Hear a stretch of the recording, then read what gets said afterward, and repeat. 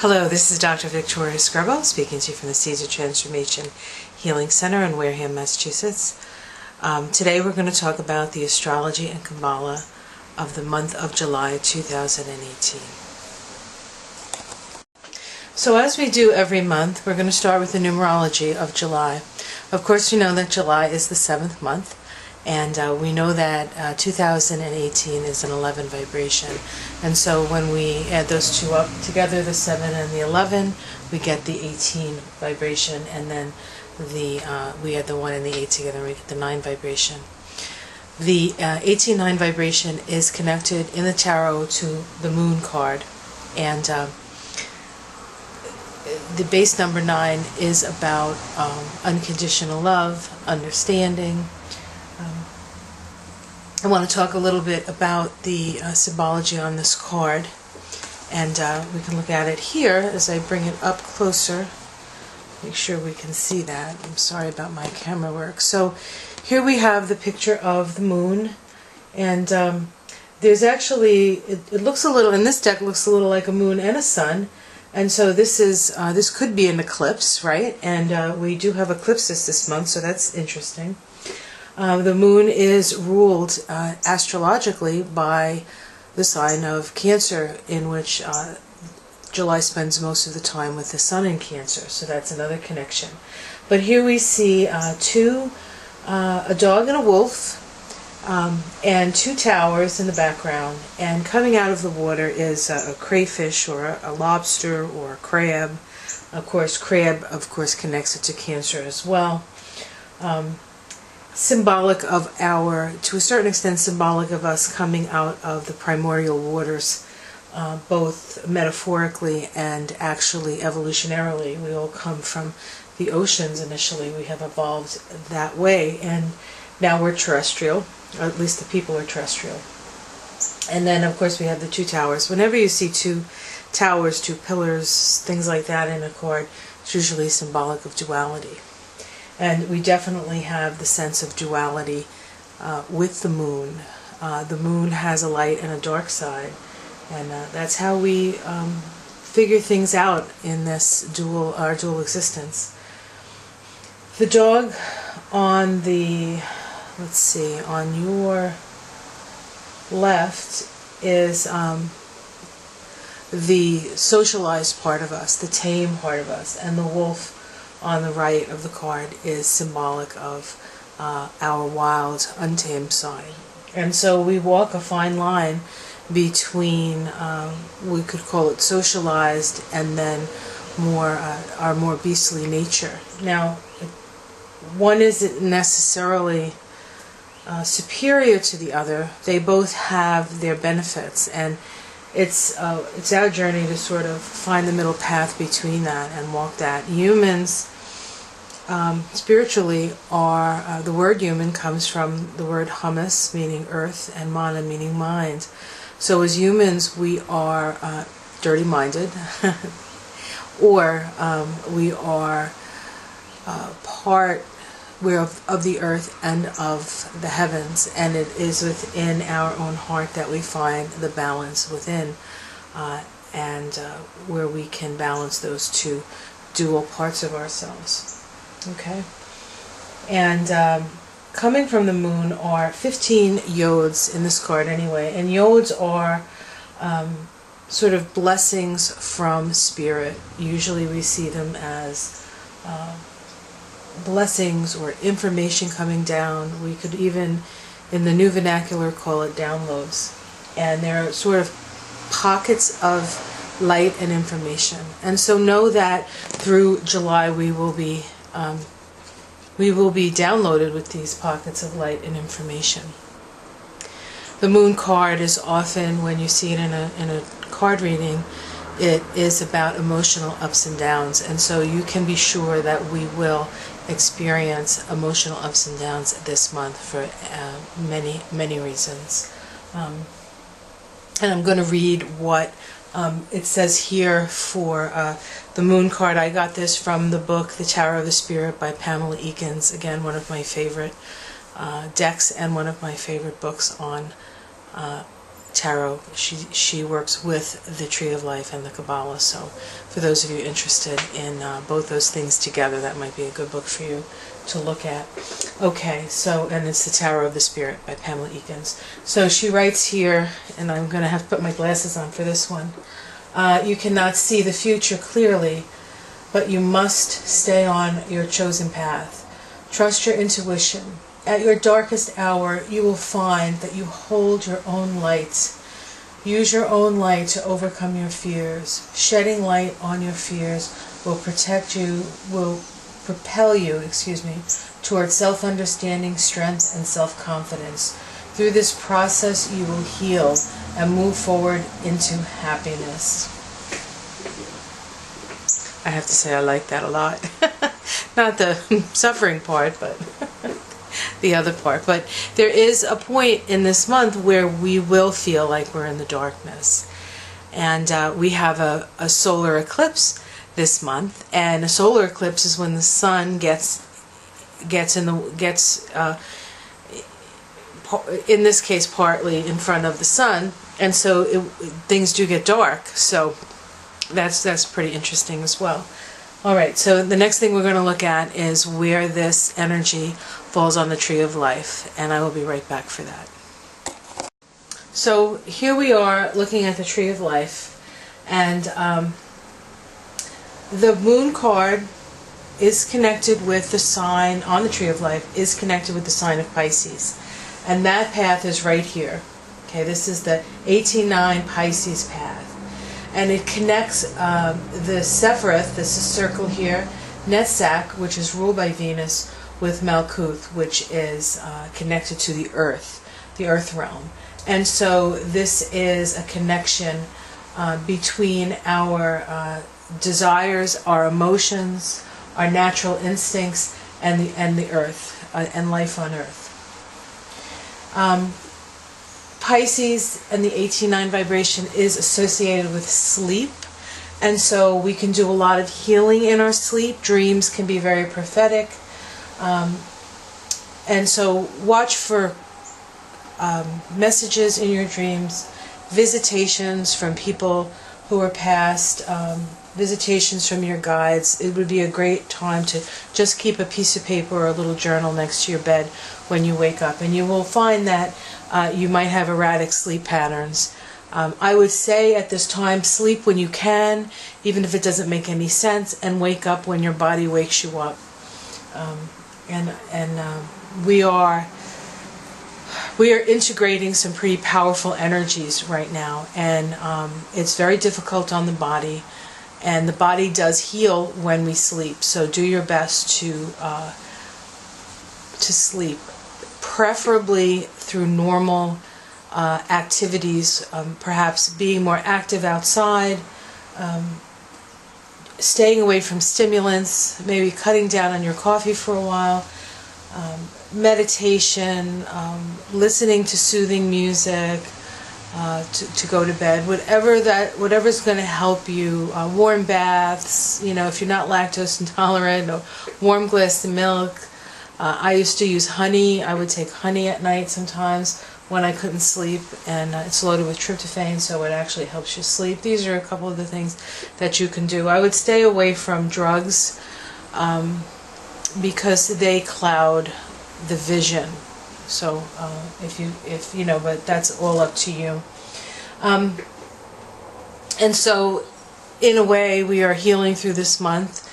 There's going to be quite a lot of emotional upset, as there always is when the Moon card is present and the energy is there.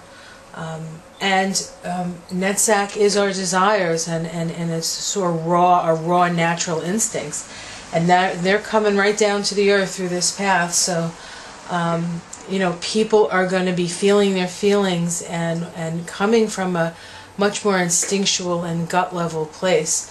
Netzach is actually connected to the solar plexus in the chakra system, along with Hod. Hod is much more of a mental vibration, where Netzach is much more of a desire, needs, all the things that Venus is connected to, love. And so we have the solar plexus directly connecting with the earth plane, and the earth plane is where we manifest.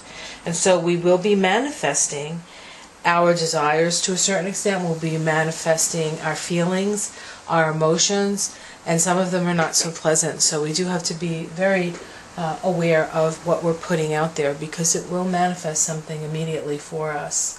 Again, Netzach is the Sephiroth of desires, and Malkuth is the path, the Sephiroth associated with physical reality. So you can actually manifest this month quite well. Just be aware of what you're manifesting, you know. Okay. So the moon is ruled by Cancer. The sun's in Cancer. And the moon is, this month we have a solar eclipse of the moon, with the moon, and we have a lunar eclipse of the moon. And so we will talk about that shortly.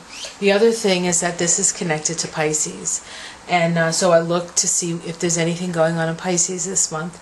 And in fact, Pisces is the ruler of Neptune, so we look to Neptune.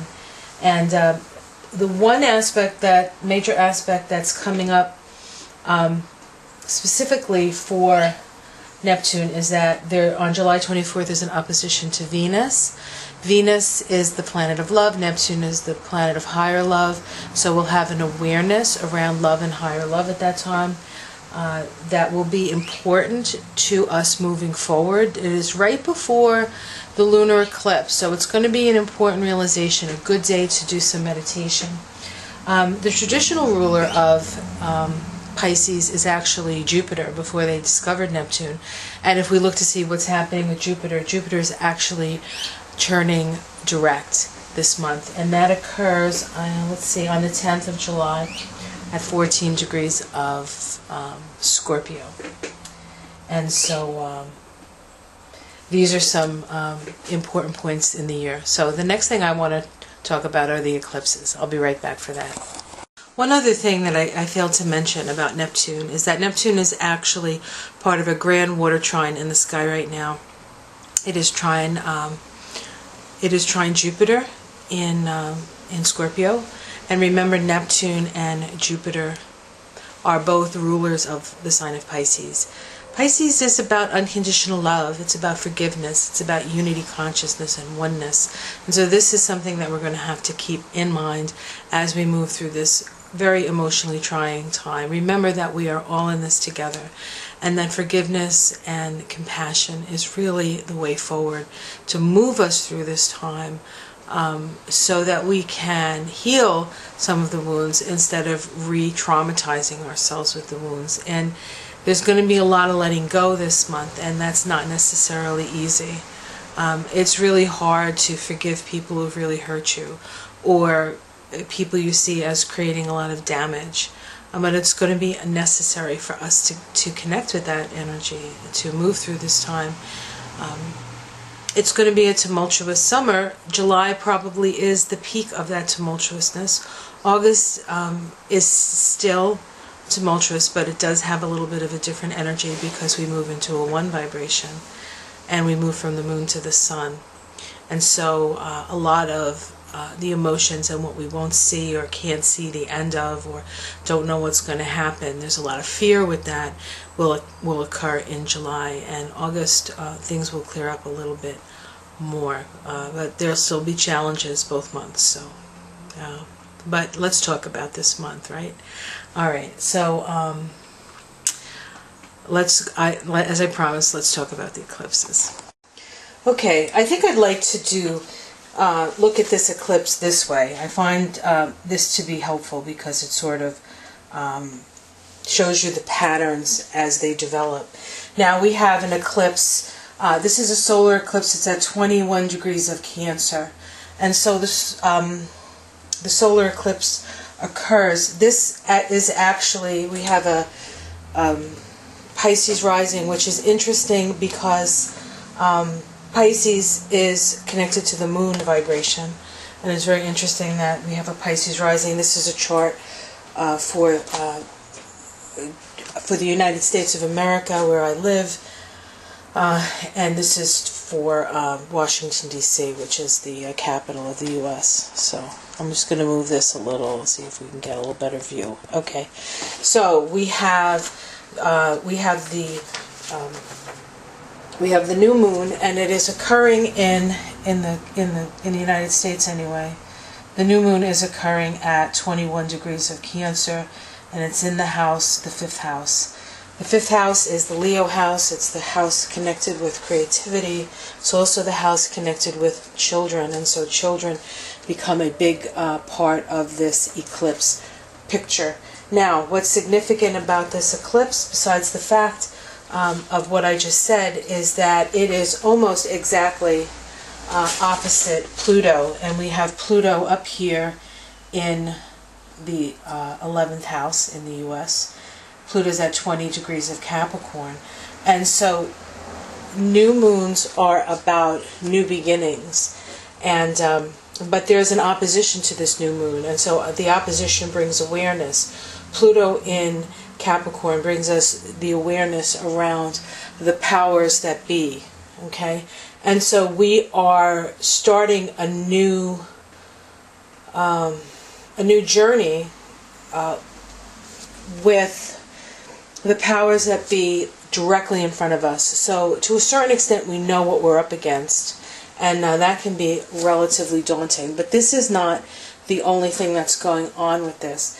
I want to bring in Jupiter. Jupiter is, of course, the classical ruling planet of Pisces, the path associated with the moon card that we just talked about. Jupiter is at 13, or I will say 14 degrees of Scorpio, and it is now going direct. Okay. This particular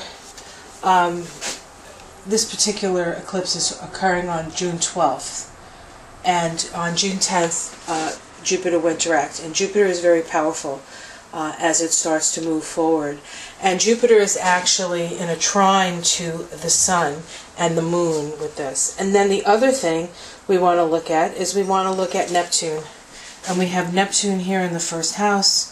Neptune is at 17 degrees of Pisces. Okay. And so what we have here between Jupiter, the classical ruler of Pisces, and the modern ruler of Pisces, and the Sun, is that we have a grand trine. And perhaps I should have put that in blue. Let's see if I can put that in blue for you. And so grand trines are highly emotional. So this is the emotions. But Jupiter is about understanding. Neptune is about forgiveness, okay? And then if we add the opposition to Pluto, we actually have something called a kite formation, okay? And the kite formation is a powerful formation. Trines can sort of work and keep going and going and going in circles. We kind of need something to activate the trine, and here we have Pluto. And so we actually, even though this is very, very challenging for the new moon in Cancer, we have an opportunity to actually transform and change with full awareness of what those in power are doing for us, right? And then to empower ourselves, okay, so that we can move forward in the name of love, fifth house, in the name of children, fifth house, in the name of creativity, fifth house. Okay? And when the axis of Cancer and Capricorn are activated, as they are with this opposition of Pluto and the new moon, all issues of parenting come up. Issues of mother-father, family of origin, what does family mean, the importance of family, what are we doing to families. This is all the stuff that comes up with this eclipse. And I'm going to read the Sabian symbol for this eclipse for you. And it is a famous singer is proving her virtuosity during an operatic performance. The emotional reward accompanying cultural excellence. And Dane Rudger calls this the price of success. It says, In the deepest sense, the symbol refers to the price of success for the individual, as well as collectively, the collectivity acclaiming him or her. And what is success really worth? A question a few people ask. And so we're looking at, what does success mean? In this country, certainly, we are supposedly, this is the richest country's ever been, and yet families are being decimated, and not just on the border, but just by the economics of the 1% and the rest of us. So all of this is looked at, and of course Cancer Capricorn is the axis of security, both emotional security and financial security. And so this is a big deal, people. This is a big deal. The other thing that's going on, and I don't want to complicate this too much if I can help it, but we also have an earth trine in this, and it is we have Uranus here in the second house. Of course, Uranus in the second house in Taurus in this chart, instability around money. We have Venus in at 3 degrees of Virgo over here in the 6th house, service, loving service to humanity. And we have Saturn up here in Capricorn. It's 5 degrees of Capricorn. And so we have a Earth trine as well. Now it is not connected to the water trine. It doesn't create a 6-pointed star, but we have both Earth and water in this chart. And of course we have water as the new moon, and Earth as Pluto. So this is all about Earth and water are feminine elements, and this is talking about the feminine side of things and the rise of the feminine, okay? And I'll be back to look at the very tumultuous lunar eclipse next. Okay, so we're going to do the same thing with the lunar eclipse. And the lunar eclipse is occurring on July 27, 2018, and the moon is at 4 degrees of Aquarius, 45 minutes, and of course the sun is at 4 degrees Leo, 45 minutes. And so we'll put the sun in here, okay, and we have the sun. This is also drawn for the United States of America, Washington, D.C., all right, this mundane chart. So we have the sun, and we will say it's in 5 degrees of Leo, just to round it out. We have the moon here in the 6th house, the 2nd house at 5 degrees of Aquarius. Now, eclipses can only occur when the sun and the moon are by the nodes of the moon. And so I'm going to put the nodes of the moon in here. And we have the north node up here at 6 degrees of Leo. And we have, oops, sorry about that, we have the south node here at 6 degrees of Aquarius.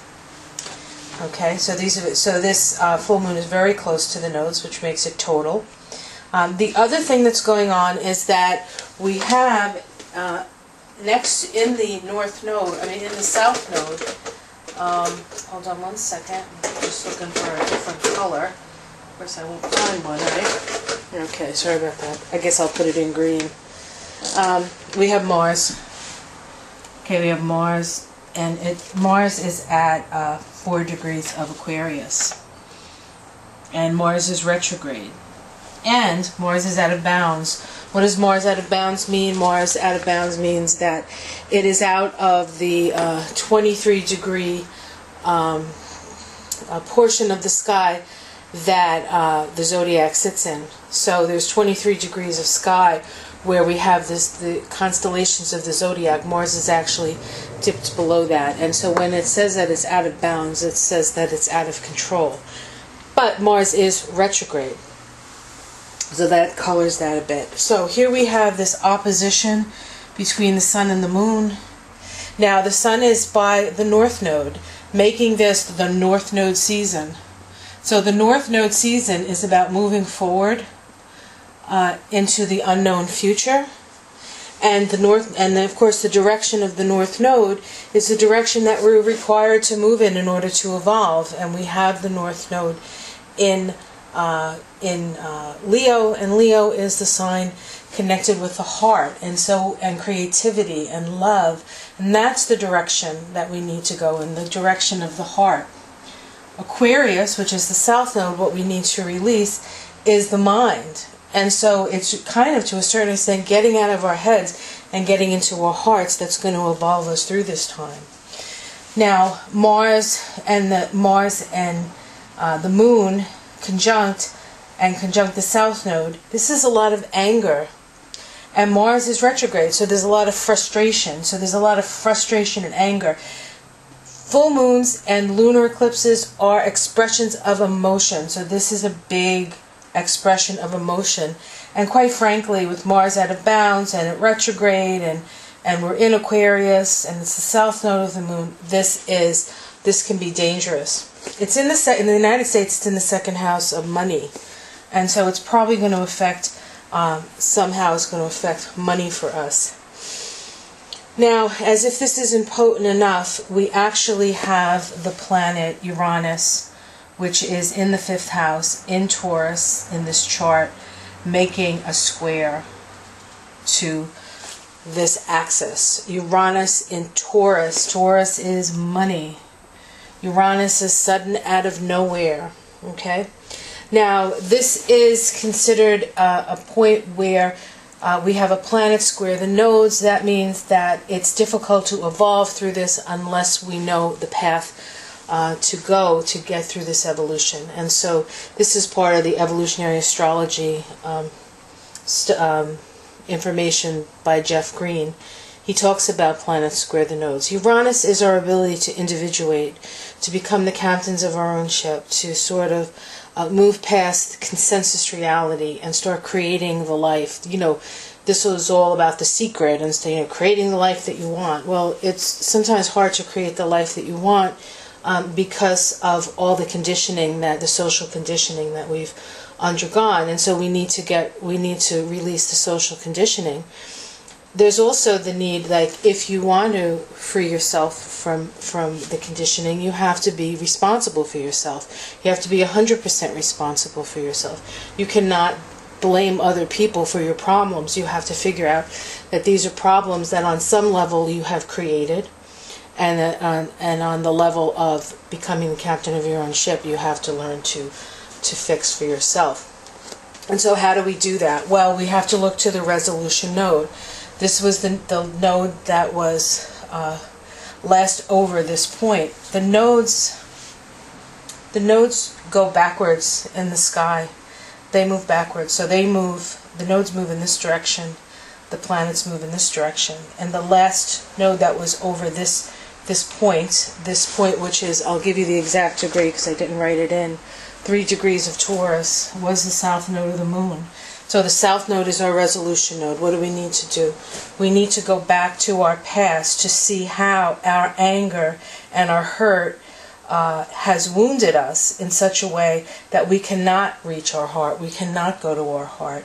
Aquarius is about, among other things, it's about disassociation.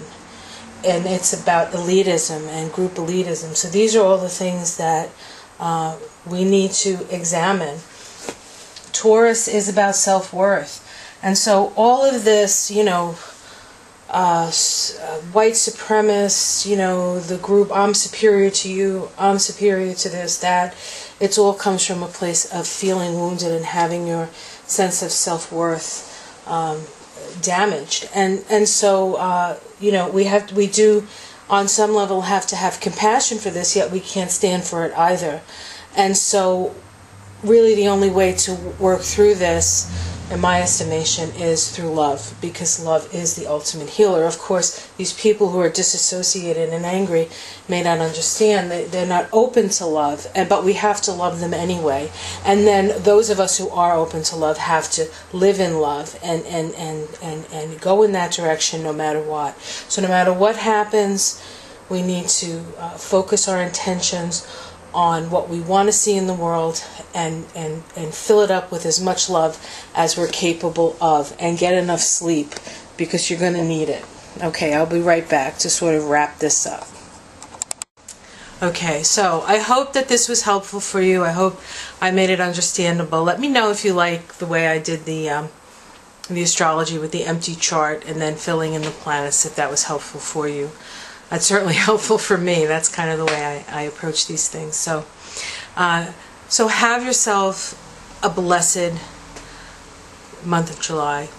We will get through this. Take the time that you need. Get the sleep that you need. Do whatever you need to do to stay in love, first with yourself, because if you're empty, you can't help anybody, then with others. Jesus said, love thy enemy as thyself. And I think a lot of people do, but they don't like themselves, so they don't like other people. So if you're going to love your enemy like yourself, you must first love yourself. And then you can love your enemy, because then you have no enemy. I will see you again next month. If you enjoy these videos, press the like button, subscribe to my YouTube channel. If you would like to have a personal reading where I use the Kabbalah and Astrology and Numerology, I can do that for you. You just have to contact me at my website, theseedsoftransformation.com. As I say this, the rain is pouring down, a beautiful, nurturing, feminine rain. The female is the feminine is rising, not girls and women necessarily, but the feminine within us. Love and compassion and taking care of each other and being at peace with the bodies that we have and loving our bodies and stop hurting ourselves and hurting others. This is how we're going to make it through this time, and this is how we're going to ultimately survive and thrive. We are on the precipice, and we can rise up. Love yourself, love each other, forgive each other. We're all in this together, folks. Ciao.